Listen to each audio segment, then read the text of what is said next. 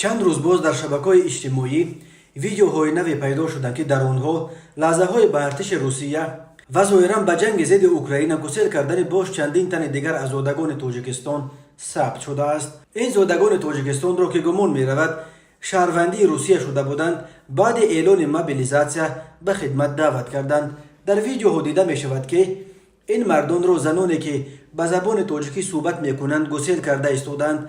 این زنان از این نزدیکان به خدمت حربی دعوت شده خود خواهش میکنند که خود را احتیاط کنند و زنده و سلامت برگردند. ترس این زنان از آن است که عزیزان آنها را میتوانند به جنگ اوکراین بفرستند. در یکی از ثبت‌ها زنان دیده میشوند که به تاجیکی حرف میزنند. آنها در بین قطار طولانی مردهایی که هر کدام خلطه و بورخلطه در دست از نزد نقطه سفربرکنی میگذرند، دو شناس خود را دیده با آنها خیلی خوش میکنند. سپس آنها از بین ازدحامی که میگذرد شناس دیگری خود با نام عبدو را میجویند، ولی تا پایان ثبت عبدو در بین آن مردان دعوت شده پیدا نشد. در ویدیوی دیگر ازدحام زنان در نزد یک اتوبوس دیده میشوند که گریان و نالان عزیزان خود را به خدمت حربی گسیل میکنند.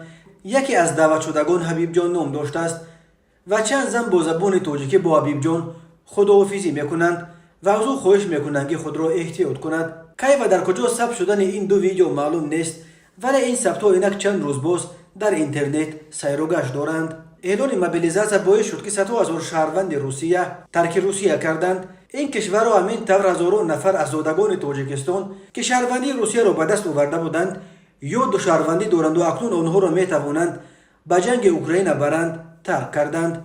اخیراً سفارت تاجیکستان در روسیه از مهاجران تاجیک دعوت کرد که به معلومات‌های بردروغ و بی اساس وابسته به دعوت شهروندان خارجی به خدمت حربی در فدراسیون روسیه از جمله مهاجران ملتی از جمهوری تاجیکستان که از جانب شخصان علیحده و گروه‌های اخوان‌انگیز در شبکه‌های اجتماعی پند می‌گردند داده نشوند و تنها به معلومات رسمی توجه نمایند. ولی در این دعوت درباره آن زادگان تاجیکستان که شهروند روسیه یا صاحب دو شهروندی‌اند و می‌توانند به خدمت دعوت شوند چیزی گفته نشده است. پایگاه خبری بامداد قبلا درباره یک زن تاجیک خبر داده بود که ویدیوی کوتاه لحظه گسیل پدر فرزندانش به صف ارتش روسیه را نشر کرده است. این زن در شرح ویدیوش نوشته بود که شیر من را به ارتش بردند، برایش دعا کنید، ما با پدر فرزندان خداحافظی میکنیم. این ویدیو به گفته مؤلفش در کراسنویارسک روسیه ثبت شده است. ارتش روسیه 24 فوریه سال 2022